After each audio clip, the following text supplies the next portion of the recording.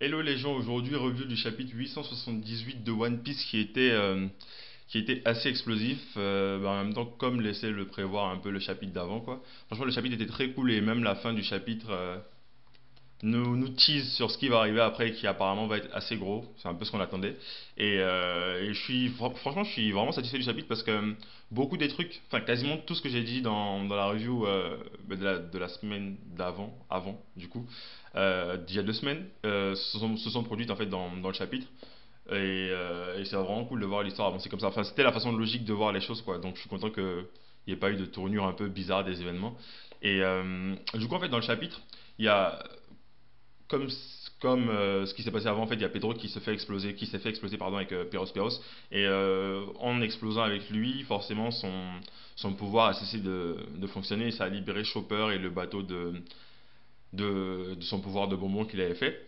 Et du coup, il y a l'équipage en fait qui essaie de profiter de ce moment-là pour s'enfuir. En fait, du coup, on a un flashback sur Pedro où on peut le voir en fait parler à Gold Roger. C'est cool parce que on n'a pas énormément de moments dans One Piece où on voit Roger. Généralement, on parle beaucoup de lui, mais enfin, moi je trouve que c'est rare quand même dans One Piece qu'on le voit. Je pense qu'au total, si tu comptes pas le moment où Roger se fait tuer au début, je pense qu'au total dans One Piece, tu dois pas avoir 20 pages où tu vois vraiment la tête de Gold Roger. Je pense pas.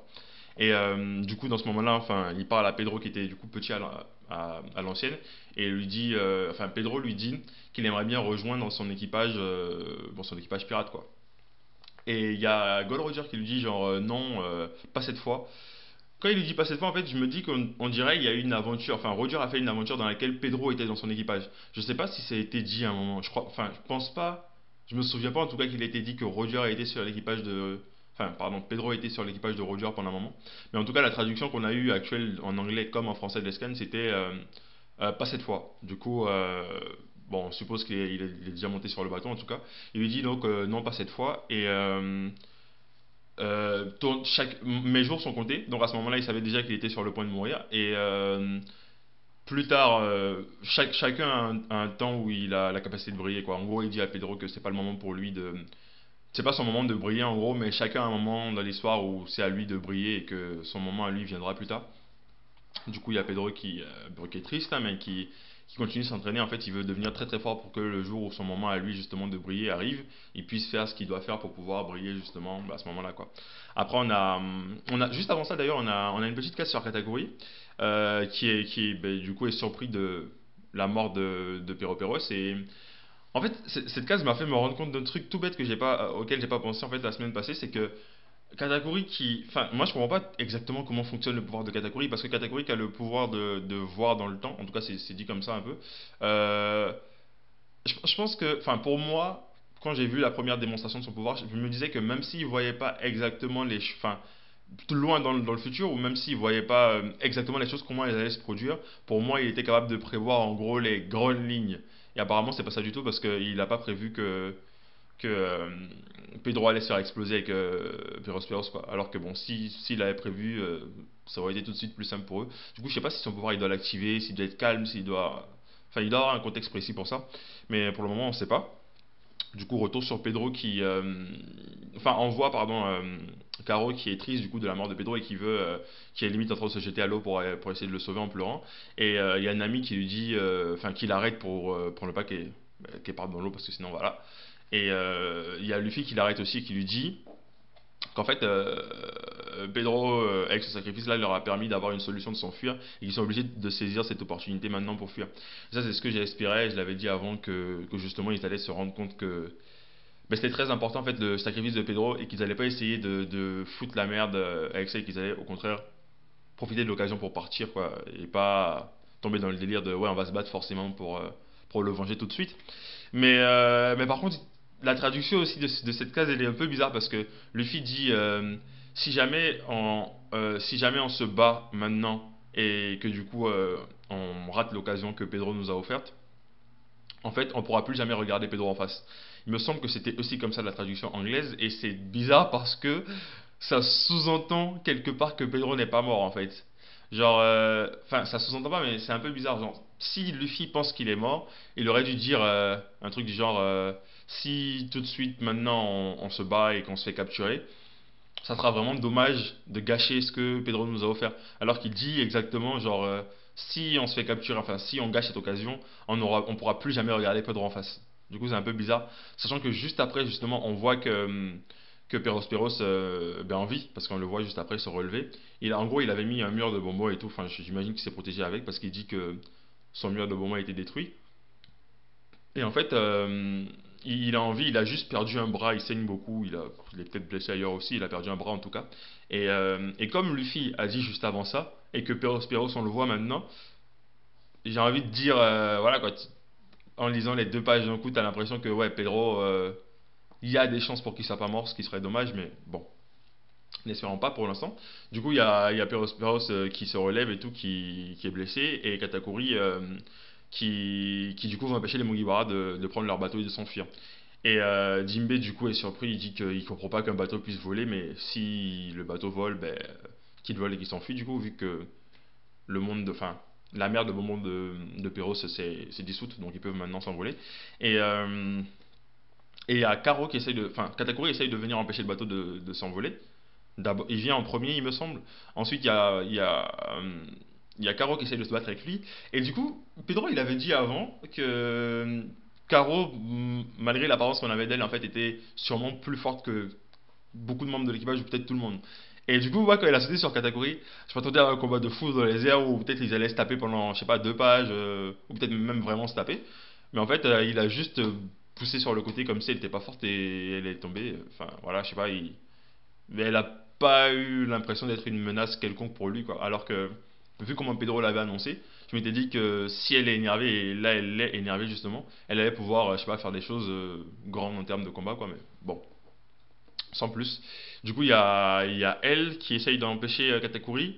Ensuite, il y a Katakuri qui descend sur le bateau, donc Luffy veut s'en charger. Du coup, il passe en guerre seconde et il met un Elephant Gun sur Katakuri en fait pour l'empêcher de bouger et pas pour se battre vraiment. Il veut vraiment l'empêcher de, de gêner les autres membres de l'équipage qui sont en train de faire les manœuvres justement pour le coup de boost du bateau pour s'enfuir.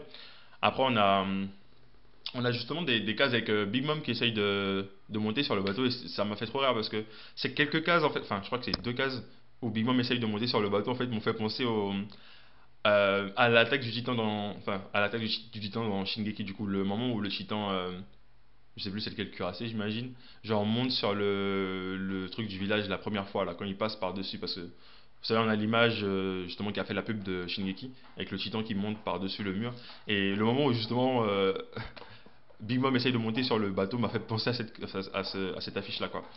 Du coup, elle essaye de monter sur le bateau et derrière, Luffy qui a capturé, enfin qui a coincé Katakuri du coup pour ne pas qu'il s'enfuit.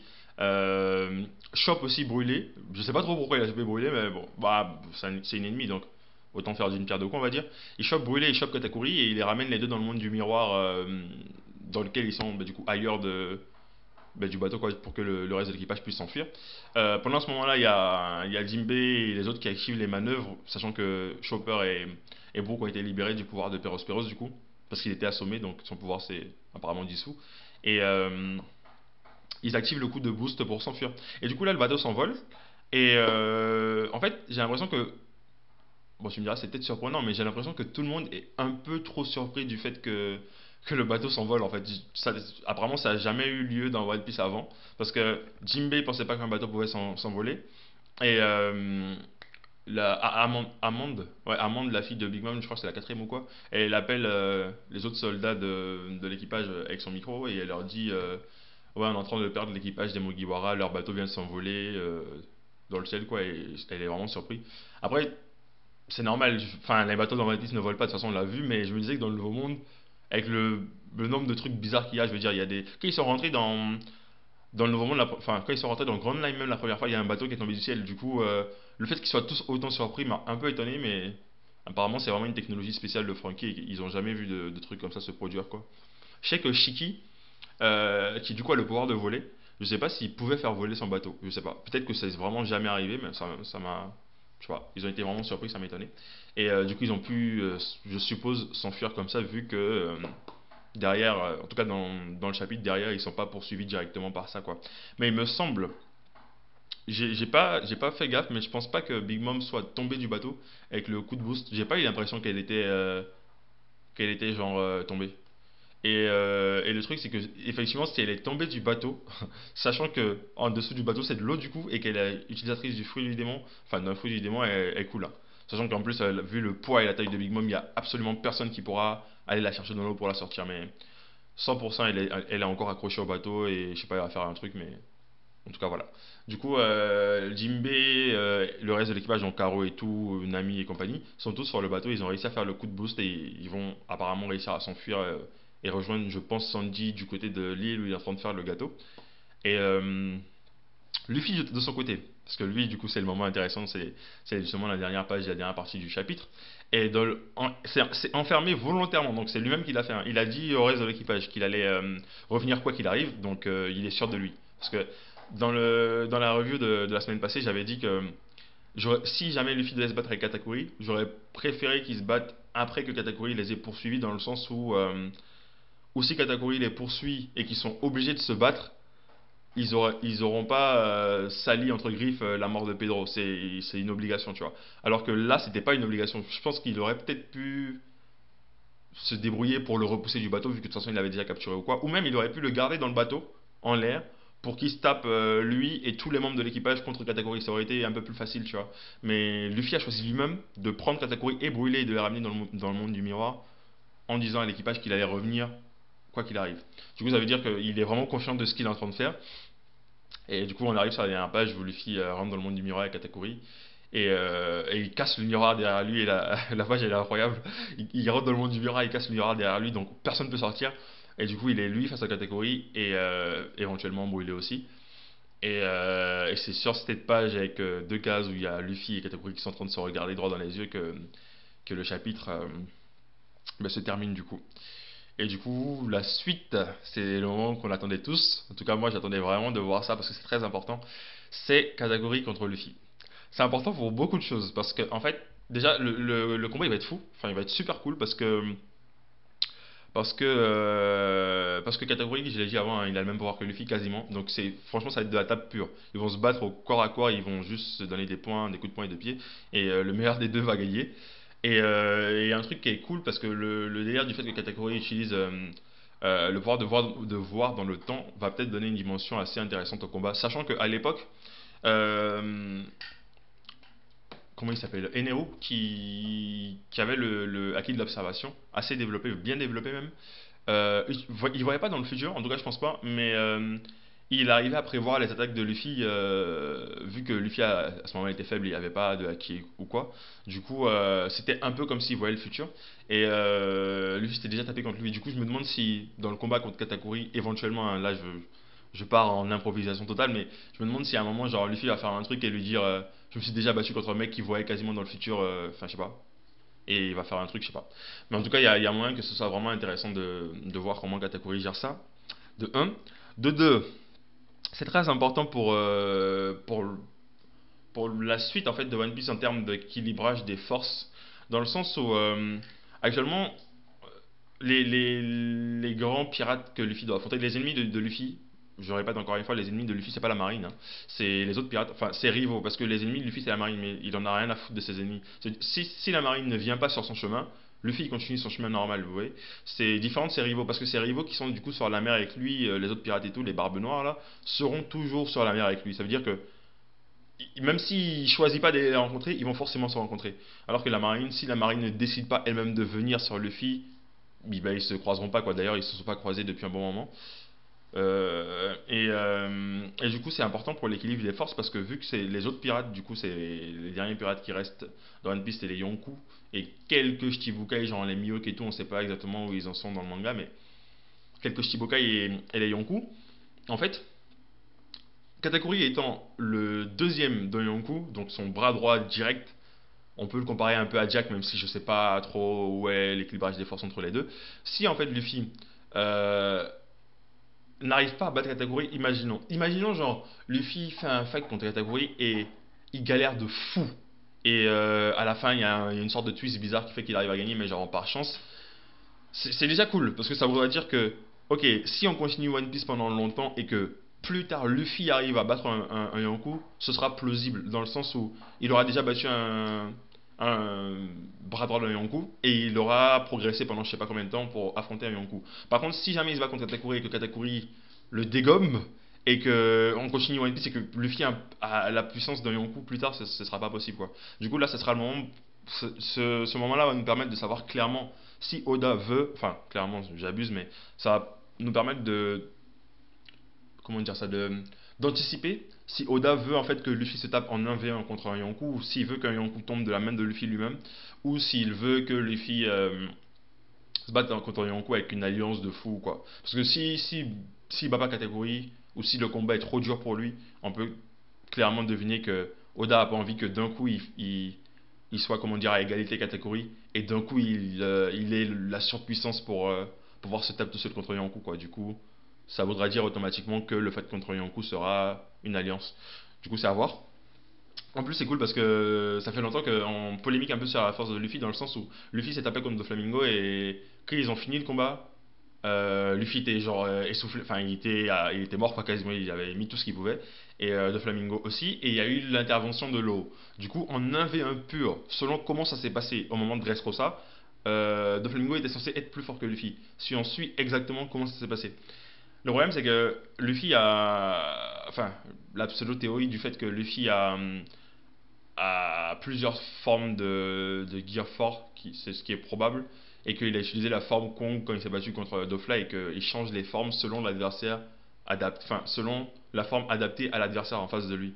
Parce que clairement, si Luffy se bat contre Crackers, pardon, contre Katakuri de la même façon exacte de laquelle il s'est battu contre Dofla, c'est-à-dire avec le même Haki et le même Gear Force Kong, le même truc qu'il a utilisé aussi contre Cracker, ben, 100% Katakuri il lui met 10-0, hein, il le tue direct. Du coup, il est obligé de nous montrer la suite de sa force là maintenant. Donc c'est maintenant. Et en plus, il est sûr de lui, genre il a vraiment dit je pars, je reviens. Du coup, c'est important parce que du coup, on va vraiment savoir la limite de Luffy. Genre le truc contre Doflamingo, avec ce qui se passe maintenant, on est obligé de comprendre qu'il n'était pas à fond. En fait, il était à fond avec la technique qu'il a utilisée à ce moment-là, avec le Haki, avec pardon, le Gear Force version Kong. Ça, il était à fond à ce moment-là, comme ça. Mais éventuellement, il avait d'autres capacités qu'il n'a pas utilisées à ce moment-là parce que peut-être elle ne correspondait pas au combat actuel. Du coup, il l'a pas utilisé.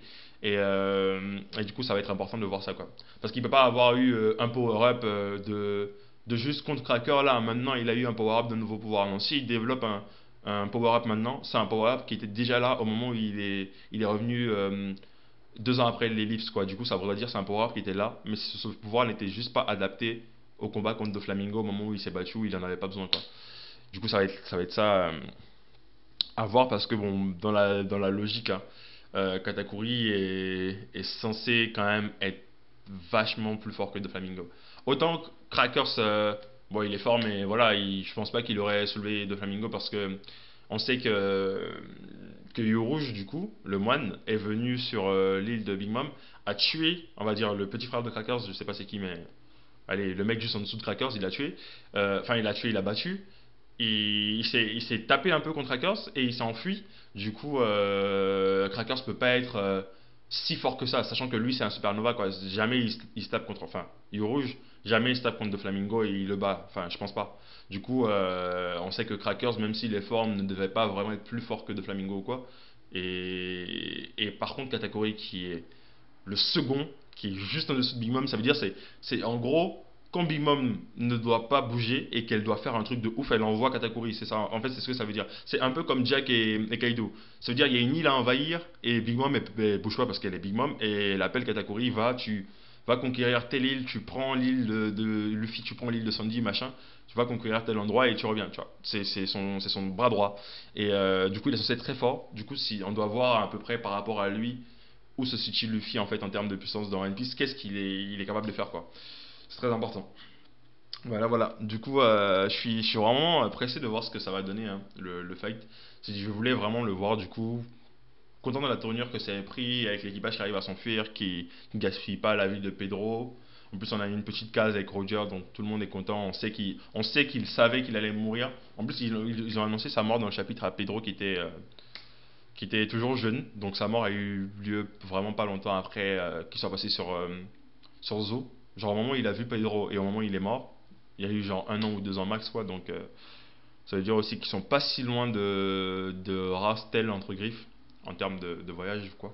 Mais voilà, quoi. Donc, le chapitre, franchement, il était assez garni et j'espère que le chapitre qui vient juste après sera pas boum, allez, Oda il nous fait sa classique flash, enfin sa classique on change d'endroit, on retombe sur Sandy qui est en train de cuisiner un gâteau avec Pudding parce qu'on en a rien à foutre. Genre là on veut vraiment 5 chapitres d'affilée, enfin d'affilée, il peut faire des pauses, mais 5 chapitres qui se passent maintenant au moment où Luffy se tape contre Katakuri quoi. Voilà voilà. Dans l'ensemble, je pense qu'on a fait le tour du chapitre qui était, comme j'ai dit, vachement cool. Moi, j'attends de savoir ce que vous en pensez aussi dans les commentaires, comme d'habitude. Ainsi, qu'est-ce que vous pensez de toute façon de l'équilibrage des forces de One Piece, enfin, pas de One Piece, mais c'est trop gros, mais de Luffy. Où est-ce que vous situez Luffy en termes de force par rapport aux autres personnages du manga, dans le sens les amiraux, les Yonkou et leur bras droit? Et qu'est-ce que vous pensez qui va arriver dans la suite de l'aventure pour Katakuri, pour Big Mom qui est probablement encore sur le bateau, ou pour Sanji qui est de son côté Pudding quoi. Voilà, dites-moi tout ça dans les commentaires, ça me fera plaisir de vous répondre. Et on se dit à tous à la prochaine. Bye bye.